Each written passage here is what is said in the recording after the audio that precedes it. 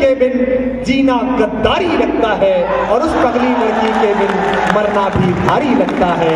आवत की काली रातों में दिल का दरवाजा खुलता है।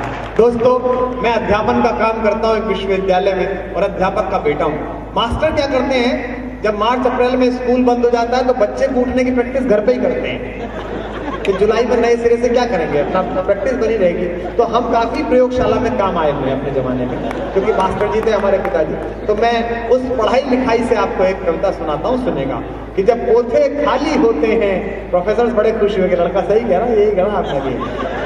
निवेदन करता हूँ कि जब पोथे खाली होते हैं, जब हर्फ सवाली होते हैं, महसूस करिए, जब पोथे खाली होते हैं, जब हर्फ सवाली होते हैं, जब गजलें रास नहीं आती, अफसाने गाली होते हैं।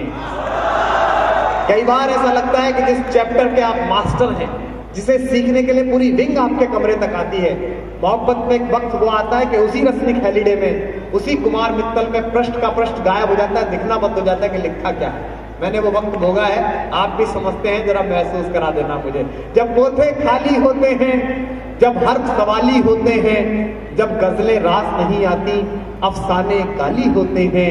जो कविता सुनने आए हैं वो वाह दें कि जब बासी फीकी धूप समेटे दिन जल्दी ढल जाता है, जब बासी फीकी धूप समेटे दिन जल्दी ढल जाता है, जब सूरज का लश्कर छत से गलियों में देर से जाता है, जब जल्दी घर जाने की इच्छा मन ही मन घुट जाती है। अब आपकी वहां आएगी, मैं जानता हूं। जब जल्दी घर जाने की इच्छा मन ही मन घुट जाती है, जब कॉलेज से घर लाने वाली पहली बस छूट जाती है, जब कॉलेज से घर लाने वाली पहली बस छूट जाती है, और जुड़ेंगे आप, कहता हूं पहली बस छूट जाती है, जब बेमन से खाना खाने पर मां गुस्सा हो जाती है, जब बेमन से खाना खाने पर मां गुस्सा हो जाती है, जब लाख मना करने पर भी पारो पढ़ने आ जाती है, जब लाख मना करने पर भी पारो पढ़ने आ जाती है।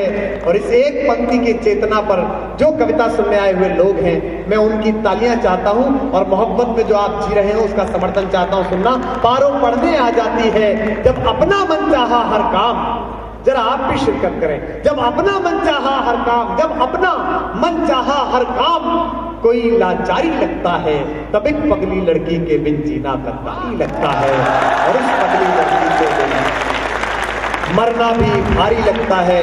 दोस्तों, उन्हें सौंपता हूं जो कामयाब कुंवारे हैं। आपके यहाँ थर्ड ईयर आया है, फाइनल ईयर का लड़का जिसका प्लेसमेंट हो जाता है, मोहल्ले में काफी सारे अंकल उसे कॉफी पर बुलाते हैं। वो इसलिए नहीं बुलाते कि कॉफी पिलानी है, वो ये देखते हैं हमारे घर की कौन सी मशीन है जिसमें ढंग से घुट सकता है। मैंने ऐसी बहुत कॉफियां पी है अपने वक्त में।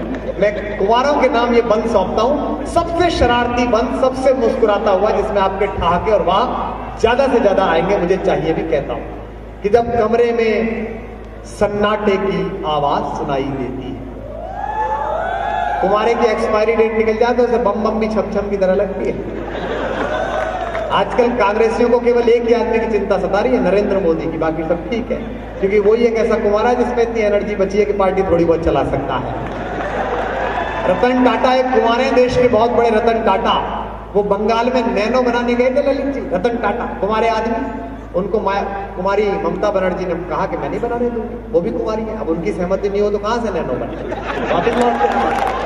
फिर उन्होंने सोचा कि नैनो कहां बनाई जा सकती, तो उन्होंने दूसरा पोटेंशियल का कुंवारा ढूंढा, तो उन्हें नरेंद्र मोदी में कुंवारा दिखाई दिया, और दोनों ने मिलकर नैनो का प्लांट लगाया। जब प्लांट लगा था तो मैं वाइब्रेंट गुजरात में गया था, मैंने मोदी जी से पूछा था कि सर नैनो कितने दिन में बन जाएगी, बोले यही कोई 8-9 महीने। तब मुझे पहली बार यकीन हुआ कि अमेरिका में थॉमस नामक पुरुष ने बच्चे को कैसे जन्म दिया। सुने कि जब कमरे में सन्नाटे की आवाज सुनाई देती है, वाह करिए जरा, जब कमरे में सन्नाटे की आवाज सुनाई देती है, जब दर्पण में आंखों के नीचे छाई दिखाई देती है, जब दर्पण में दोस्तों किसी एक चेहरे को देखने के लिए एक पल काफी है, उसे समझने के लिए और पसंद करने के लिए एक महीना काफी है, उसे प्यार करने के लिए एक साल काफी है, लेकिन उसे एक चेहरे को भूलने के लिए एक जिंदगी छोटी है। आप पहले 3 दौर में हैं, मैं आखिरी दौर में हूं, जरा महसूस करके मुझे सूचित करना कि जब कमरे में सन्नाटे की आवाज सुनाई देती है, जब दर्पण में आंखों के नीचे छाई दिखाई देती है, बताइए मुझे कि बात कौन सी छाई दिखाई देती है, जब बड़की भाभी कहती हैं कुछ सेहत का भी ध्यान करो। जब बड़की भाभी को कौन बताए कि उनकी वजह से ही खराब हो रही है। जब बड़की भाभी कहती हैं कुछ सेहत का भी ध्यान करो, क्या लिखते हो लल्ला दिन भर, कुछ सपनों का सम्मान करो। जब बाबा वाली बैठक में कुछ रिश्ते वाले आते हैं, जरा सूचना दीजिए अपनी वहां से कि जब बाबा वाली बैठक में कुछ रिश्ते वाले आते हैं, जब बाबा हमें बुलाते हैं, हम जाते में घबराते हैं। जब साड़ी पहने लड़की का एक फोटो लाया जाता है, जब साड़ी पहन अलग स्टूडियो में खिंचता है वो उधर लकड़ी के गुलदान पे कोहनी टिका के, और देखो लड़कियों जीन्स कितनी भी पहन लो फोटो वही वाला जाता। ध्यान रखना कि जब साड़ी पहने लड़की का एक फोटो लाया जाता है, जब भाभी हमें मनाती हैं फोटो दिखलाया जाता है। और जरा इस पंक्ति की मजबूरी समझकर तालियां देना, आखिरी बंद सुना पाऊंगा। जब भाभी हमें मनाती हैं फोटो दिखलाया जाता है, जब सारे घर का समझाना, जब सारे घर का समझाना हमको फनकारी लगता है, तब एक पगली लड़की के बिन जीना गद्दारी लगता है, और उस पगली लड़की के बिन मरना भी भारी लगता है। आखिरी बंद इस कविता का सुनाता हूं, सुनना दोस्तों कि वो पगली लड़की जिसकी कुछ औकात नहीं, कुछ बात नहीं।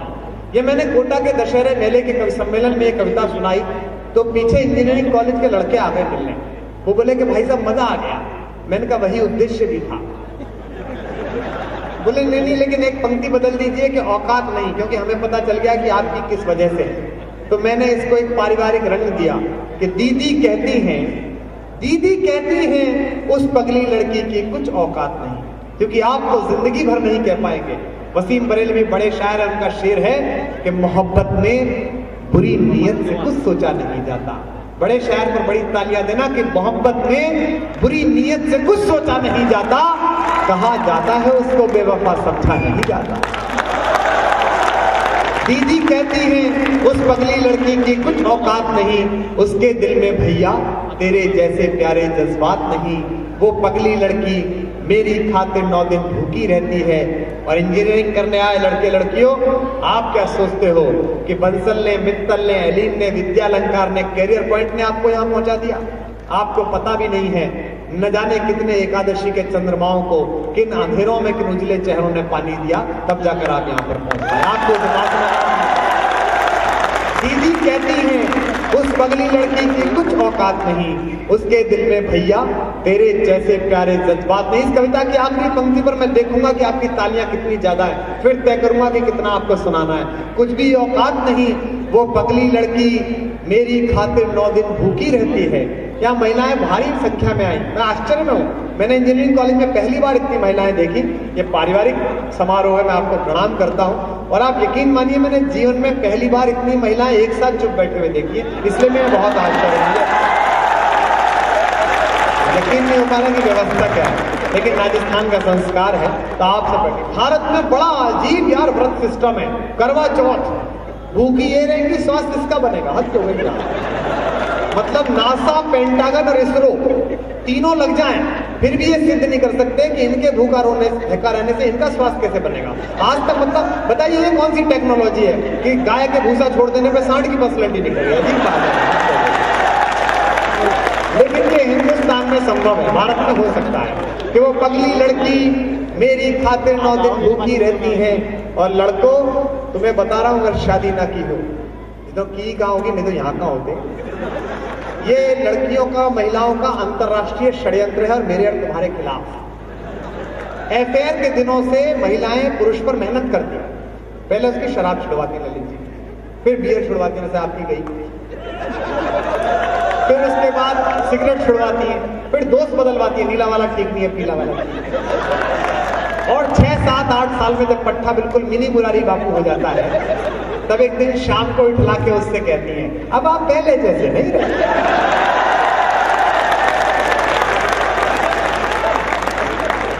मैंने कहा बेचारे के पूरे सिस्टम की तो फॉर्मेटिंग मार गई, किसका सॉफ्टवेयर लोड हो रहा है। मैंने कहा अब तो इसमें एंटीवायरस भी नहीं चढ़ पा रहा है, करेंगे क्या? बहुत मतलब, और आज तक भी भ्रम में ये है कि ये ठीक है। लड़कियां भी, मैंने आर्चीज में एक दिन देखा, वो मेरी पंक्तियों के कार्ड का उद्घाटन था, तो मैं नोएडा में आर्चीज में गया, शिप्रा मॉल में, तो एक लड़की कह रही थी वैलेंटाइन डे से पहले, भैया ऐसे कोई कार्ड है जिसपे ये लिख रहा हो मैं सिर्फ तुमसे और सिर्फ तुमसे प्यार करती हूँ? तो आर्चीज वाले ने कहा हाँ जी है। बोले जरा 1 दर्जन दे देना। मैंने कहा देखो कितना जागरूकता आ गई है। दीदी कहती हैं उस पगली लड़की की कुछ औकात नहीं, उसके दिल में भैया तेरे जैसे प्यारे जज्बात नहीं। आखिरी 3 पंक्तियां सुनेगा, एक अच्छा गीत सुना पाऊंगा। वो पगली लड़की मेरी खातिर 9 दिन भूखी रहती है, चुप चुप सारे व्रत करती है, पर मुझसे कभी न कहती है वहां मिले आपकी, मुझसे कभी न कहती है। जो पगली लड़की कहती है मैं प्यार तुम्ही से करती हूँ, जो पगली लड़की कहती है मैं प्यार तुम्ही से करती हूँ, लेकिन मैं हूँ मजबूर बहुत, अम्मा बाबा से डरती हूँ। मैं हूँ मजबूर बहुत, अम्मा बाबा से डरती हूँ। उस पगली लड़की पर अपना कुछ भी अधिकार नहीं बाबा, ये कथा कहानी किससे हैं, कुछ भी तो सार नहीं बाबा। बस उस पगली लड़की के संग, बस उस पगली लड़की के संग जीना फुलवारी लगता है, और उस पगली लड़की के बिन मरना भी भारी लगता है। दिल का दरवाजा खुलता है। आपके इस परिसर में फिलहाल बहादुर शास्त्री प्रतिष्ठान में दोस्तों एक बात कहना चाहता हूं, यहाँ हमारी मातृशक्तियां बैठी हैं, माएँ भाभियां बहनें बैठी हैं, और आप बैठे हैं। दुनिया के 19 मुल्कों की मोहर है मेरे पासपोर्ट पर इसी हिंदी कविता को सुनाने के लिए। 24 अप्रैल को फिर जा रहा हूं मैं कुछ देशों में, आप भी पूरी दुनिया में जाएंगे मैं जानता हूं, भारत निर्माण आपके हाथ में है। लेकिन एक संगीता टिप्पणी करूं तो ये जो बुजुर्ग बैठे हैं इनको ये ना लगे कि एक कवि आया था जिसने ठाके लगवाए और केवल रोमांस की बातें की। आपका आशीर्वाद मिले। दोस्तों केवल एक अंतर है हम में और यूरोप में। आज पत्रकार मित्र आए थे, मैंने उनके सामने भी बोला था, पश्चिम में और हम में एक अंतर है, किसी अमेरिका से डरने की जरूरत नहीं है। काहे का अमेरिका यार, जिसके माइक्रोसॉफ्ट में 40% हिंदुस्तान के बेटे लगे हुए हैं। जिस दिन भारत माता बुला लेगी, जिस दिन भारत माता उन 40% को बुला लेगी, माइक्रोसॉफ्ट की विंडो छोड़ डोर बंद हो जाएगी, खुलने का रास्ता निकलेगा, किधर से घुसना है, कोई चिंता नहीं। केवल एक अंतर है अमेरिका में हम में। आपके तालियां उठें, उनकी और हमारी सोच में पश्चिम और भारत में एक अंतर है। अमेरिका मंगल पर जीवन ढूंढता है, हिंदुस्तान जीवन में मंगल ढूंढता है, केवल यह अंतर है। दोस्तों इतने सारे मुल्क जाने के बाद मुझे एक बात पता चली, अगर चीन के पास श्रम की शक्ति है, अगर जापान के पास तकनीक की शक्ति है, अगर इंग्लैंड के पास अतीत की शक्ति है, अगर अमेरिका के पास डॉलर की शक्ति है, तो हिंदुस्तान के पास केवल परिवार और संस्कार की शक्ति है। और मुझे माफ करेंगे मेरे पत्रकार मित्र, मुझे आपकी आस्था पर 1% शक नहीं। आप मेरे घरों के वो खुददार और होनहार बेटे हैं जो सच को बाहर लाने के लिए निकले। आप कुछ बड़े, जितनी मेधा आप में, आप कुछ भी बड़ा बन सकते थे, लेकिन पत्रकारिता आपका जुनून है। मुझे आप पर 1% शक नहीं है, लेकिन आपके पीछे खड़े हुए अखबार समूहों के वो उद्योगपति मालिक जो राज्यसभाओं में जाने के लिए अमर सिंहों के दरवाजे पर अपनी टोपियां रखे बैठे रहते हैं, मुझे उनकी निष्ठा पर 1% भरोसा नहीं। मैं जानता हूं कि बात सच्ची उम्मीद नहीं है, इसलिए आपका और हमारा संघर्ष बराबर का है, आपकी और हमारी चिंता बराबर की है। दोस्तों मैं मीडिया फ्रेंडली नहीं हूं, चैनलों पर मैं नहीं दिखता, मैं चैनल का व्यक्ति नहीं हूं। हमारे कुछ कभी चैनल पे दिखते हैं तो वो मुझसे कहते हैं मेरी फेस वैल्यू है। मैंने कहा बेटा ये क्रिएटिविटी का धंधा है, इसमें फेस वैल्यू से नहीं होता। फेस वैल्यू तो तुझसे ज्यादा हज के कुत्ते की है, उसे कौन बुला रहा है परफॉर्म कराने के लिए। ये ग्रेस वैल्यू से चलता है। लाफ्टर वाले मेरे दरवाजे पे आए थे, वो सर्कस वाले, बोले साहब आप चलिए आपको विनर बना देंगे। एक पंक्ति की टिप्पणी की थी मैंने, जोधपुर तक आपकी तालियों की मोहर लगे। मैंने उनसे कहा था कि ठाका हमारा जरिया है, मकसद नहीं है। आप में और हम में एक बात का अंतर है लाफ्टर वालों, तुम में और हम में केवल एक बात का अंतर है, तुम अभिषेक बच्चन की परंपरा के लोग हो, मैं हरिवंश राय बच्चन की परंपरा का हूं। मैंने कहा तुम तो सिर्फ पैसे और यश के बारे में सोचते हो, तुम्हारे यहाँ तो पैसे की चमक इतनी है कि ठीक ठाक पैसा मिलने की संभावना हो तो बाप और बेटे एक ही लुगाई के पेट पे तबला बजा के गजरारे गाने लगते हैं। और फिर सोचते हैं कि हम तुम्हें महानायक मान लेंगे। तब कहता हूं, और इसलिए भी चिंतित हूं इनके इस रवैये पर। मैं चाहता हूं कि आप यहां से जहां भी जाएं ऐसा भारत निर्माण करें। मैं एक चीज देख रहा हूं गुजारा साहब, इस बार जब मैंने ईद मनाई, होली मनाई, आपने भी मनाई, उसके 2 दिन पहले ईद मिलादुल नबी आई। मैं पिछले 5-6 सालों से देख रहा हूं कि जब मैं पवित्र नवरात्रि के व्रत रखता हूं, मेरे पड़ोस में रहने वाले मेरे दोस्त अब्दुल रऊफ सैफी साहब पवित्र रमजान के रोजे रखते हैं। कई बार वो रोजे का पारायण करने मेरे घर तक आ जाते हैं। कई बार मैं अपने व्रत की इफ्तारी करने उनके दस्तरखान तक चला जाता हूं। आप सब पढ़े लिखे लड़के लड़कियां हैं, लिखकर देखना कल अंग्रेजी में रमजान शब्द राम से शुरू होता है। लिखकर देखना अंग्रेजी में दिवाली अली पर समाप्त होती है, हुजूर के नाम पर, मोहम्मद साहब के नाम पर। 2 पंक्तियों में इस कवि सम्मेलन का शीर्षक उठे और एक एक हाथ आकाश में हिंदुस्तान के नाम उठा दिखाई दे। मैं शीर्षक रखता हूं 2 पंक्तियों से कि दिवाली में अली बसे, दिवाली में अली बसे, राम बसे रमजान, ऐसा होना चाहिए अपना हिंदुस्तान, ऐसा होना चाहिए अपना हिंदुस्तान। क्योंकि जिस दिन मंदिर की घंटी से, जिस दिन मंदिर की घंटी से स्वर मिल गया अजान का, रूप बदल जाएगा उस दिन अपने हिंदुस्तान। और चैनलों के नाम पर 400 लोग इस देश के 125 करोड़ लोगों की चेतना से खेल रहे हैं। सारे चैनल रिमोट उठा के देख लीजिए, 200 चैनल पर 400 लोग हावी हैं। 300 क्रिकेट और फिल्मों के विदूषक हैं और 100 राजनीति के जोकर। इन्हीं के चारों तरफ हमारी चेतना चल रही है 125 करोड़ लोगों की। मैं पूछना चाहता हूं चैनलों से कि जो लड़का अपने पूज्य पिता की अस्थियां जिस दिन प्रवाहित करनी थी, उससे पहली रात हेरोइन खाकर बेहोश हो गया, जिसकी पहली पत्नी ने उसके खिलाफ मारपीट का मुकदमा जारी कराया, जिसको इंसानों की तरह हंसना नहीं आता, उसको महानायक बनाकर खड़ा कर दिया, सुंदर लड़कियां फूलों की माला लेकर, जिस राहुल महाजन के गले में जूतों की पटनी थी उसे फूलों की माला पड़वाई इन चैनलों में। यार हंसना तक तो आता भी है करके हंसता। वो तो पिताजी सही टाइम पे मर गए, वरना इसके कर्म देख के दोबारा बढ़ जाते। मुझे चिंता है, मैं तब गंभीर होकर कहना चाहता हूं, वो प्रणव राय जिनकी राय से ये देश आम राय बनाता था एनडीटीवी से, वो पैसा कमाने की लालच में इतने अंधे हुए कि स्वयंवर दिखा रहे हैं राखी सावंत का। सीता माता का सुना था, शूर्पणखा का पहली बार देखा। और स्वयंवर भी किसका, जो मुंह धोले तो स्वयं ही मरे। क्या अजीब मरी बिल्ली सा चेहरा, और उसका लेके स्वयंवर लेके चल दिए। भाई अजीब लोग हैं ना। अच्छा वो लड़के भी कैसे लाए, आईपीएल की तरह, जैसे आईपीएल होता है, स्वयंवर का आईपीएल हुआ बाकायदा, पहले क्वार्टर फाइनल, फिर सेमीफाइनल, फिर फाइनल, फिर वो इलेश लड़का चुना गया कनाडा का, वो क्रिकेट खेलता था, भला लड़का था, भाग्य अच्छा था कि सगाई में पिंड छूट गया, वरना शादी तक रुकता तो पता चल जाता कि बेटा ये ऐसा पिच है कि इस पे बड़े बड़े स्पिनर रनर मांग लेते हैं, जो तुझे अलाउड हुआ। हद हो गई यार, कोई काम नहीं बचा दिखाने के लिए, यही विदूषक बचे। तब मैं इनसे कहता हूं दोस्तों, एक कविता सुनाता हूं अपनी पूजा की, अपने मिशन की कविता सुनाता हूं। मेरे पत्रकार दोस्त मुझसे पूछ रहे थे कि कुमार विश्वास रोमांटिसिज्म का गायक है, लेकिन और सरोकार क्या है। मैं बताता हूं कि मेरा क्या सरोकार है। जिस जनता ने 48 करोड़ बार कोई दीवाना कहता है सुनी, वो अभी हिंदुस्तान सुनेगा दोस्तों। और इसलिए कहता हूं बधाई इन पत्रकार लोगों को कि ये कुछ तो बोले, अन्यथा जिस समय बंबई का हमला हुआ था उसके 1 महीने बाद मैं आईआईटी मुंबई के शो में गया था, मूड इंडिगो में। अनुराग कश्यप, शाहिद कपूर ये सुनने आए थे, इतना बड़ा शो था।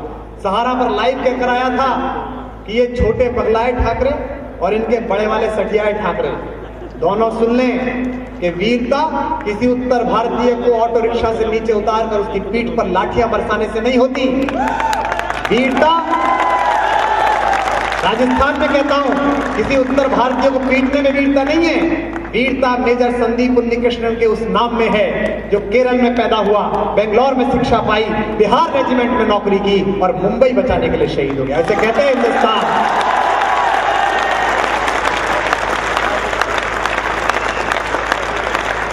कहां थे राज ठाकरे? तब कोई नहीं बोलता। एक 32 साल का मूर्ख लड़का कुछ भी बोलता है और सारी राजनीति चुप रह जाती है, कोई इस पर टिप्पणी नहीं करता। तब इस मंच से जो मेरी परफॉर्मिंग आर्ट की स्किल है मैं उस पर टिप्पणी करता हूं, एक गीत आपको सुनाता हूं। और ये भी पूछना चाहता हूं इन चैनलों से मुंबई के हमलों के बाद अंतुले साहब को हिंदुस्तान का मुसलमान बताने वाला मीडिया ये भूल जाता है कि हिंदुस्तान में केवल अंतुले के बेटे मुसलमान नहीं रहते, मुंबई में हिंदुस्तान के वो खुददार मुसलमान भी रहते हैं जिन्होंने हमले के बाद सरकार से कहा कि मर जाएंगे लेकिन इन आतंकवादियों को अपने कब्रिस्तान में दफन नहीं होने देंगे। वो भी हिंदुस्तानी मुसलमान हैं।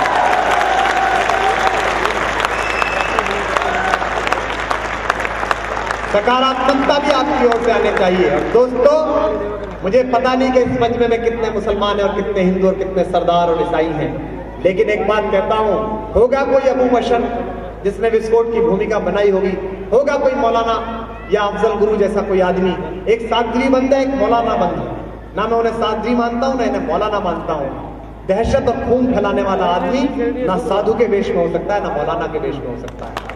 अब एक पंक्ति पढ़ता हूं, मुझे नहीं पता कि अबू बशर मुसलमान है या नहीं है, लेकिन मैं हिंदुस्तान में मुसलमानों के नाम पर केवल एक मुसलमान का खानदान जानता हूं, रामेश्वरम के उस मल्लाह के बेटे का खानदान, जो जब तक रामेश्वरम को तीर्थयात्रियों तक पहुंचा कराता था, उन तीर्थयात्रियों को मंदिर तक अपनी नाव में, और जितनी देर में वो मंदिर की परिक्रमा करते थे उतनी देर में वो मुसलमान बेटा नाव में बैठकर फिजिक्स की किताब पढ़ता था, जिसके एक कान में गीता का श्लोक और दूसरे कान में फिजिक्स का सूत्र गूंजा है। मैं बिखरी जुल्फों वाले उस अब्दुल कलाम को सलाम करता हूं। केवल